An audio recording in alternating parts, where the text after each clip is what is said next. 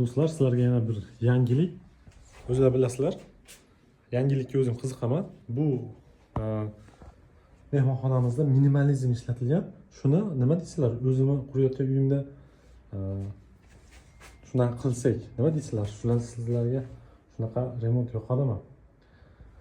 Nimaga desangiz, minimalizmda shunaqa qilinsa, uyning tannarxi tushadi, sotilishi ham, narxi ham pastroq chiqadi.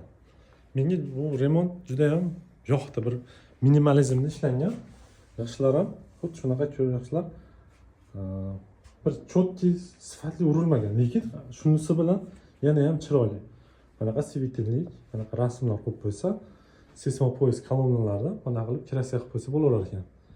Nima dedingiz, Abbosbek? Minimalizm. Fikringiz? Endi u ortiqcha nima bo'lmaydi, rasvot bo'lmaydi. Kommentariyaga yozib ketinglar, shunaqa qilsak bo'ladimi remontni? O'zimizni kottejda. Qaranglar.